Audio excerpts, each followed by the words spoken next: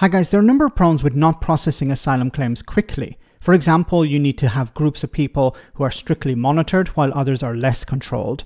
Another problem is that if you put people up in a hotel and give them about £40 a week while telling them that they will have to stay in that situation for months, if not years, or perhaps forever, they will likely find themselves employed in the black economy, as they will have little or no prospects of improving their situation.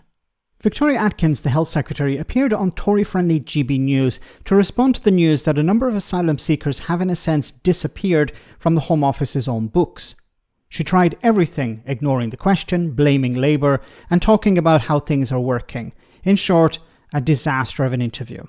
How come you don't know where all these people are? Good morning, everyone. Well, first of all, thank you for having me on the show, and I hope we'll be able to speak about the NHS Constitution in a moment. But the issue of Rwanda is really important because we are determined to send out this deterrent message to people who are perhaps thinking of making that journey across the European continent to the United Kingdom. But if you can't find them, what's the point? That if they do so illegally, that they will not be allowed to stay. So if I may just deal with this point about the numbers. So we know that the Home Office has identified the first cohort of people that are to be removed to Rwanda. Now that we've passed the Act, no thanks to Labour, they voted against it more than 100 times, tackling immigration measures more than 100 times. But now, of course, we have to get down to the business of getting people onto those flights. We've chartered the flights. We have the airfields on standby. We've got the staff ready. But you can't find them. Sorry, I keep going back to this. How come you've lost half of them? So, on this point about the numbers, though, Eamonn, it's important to understand there are different arrangements for different people. So, for example, some people are detained, so others are allowed to live with friends or families, but they should be reporting into the Home Office regularly so that they keep that relationship up. Now, of course. Okay, but the problem is, over the last 14 years, your party has cut funding to public services, including the Home Office. So the Home Office is seeing a greater number of asylum seekers. They're not processing sufficient numbers of claims, which means there are more and more people who are sitting in hotels or, as she said here, with friends or family, and they're supposed to check in with the Home Office. But the Home Office doesn't have the resources available to monitor all of these people. So of course they're going to abscond. Of course they're going to fall off the radar. Because your government and your party has not invested the resources necessary to monitor these people. Of course, the Home Office will be checking these people and will be finding these people. You know, the law enforcement visits. Notice that she wouldn't say that they're lost.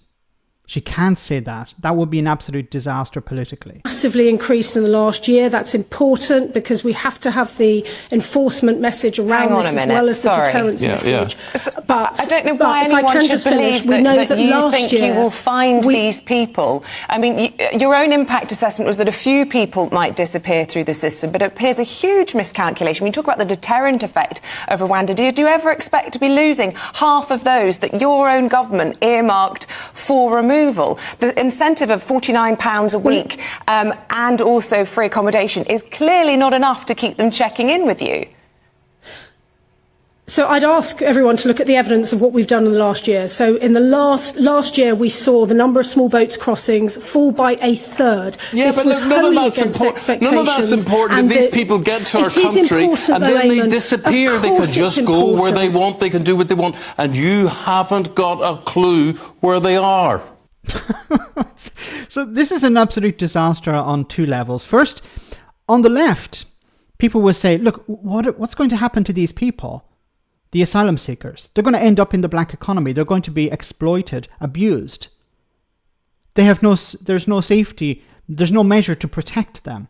Then on the right, who the Tories are trying to pander to, of course, when it comes to immigration, are going to say, wait a minute, what about all these people? Perhaps some of them are criminals. Some of them are, we're going to see them engaging in criminal behavior or something like that.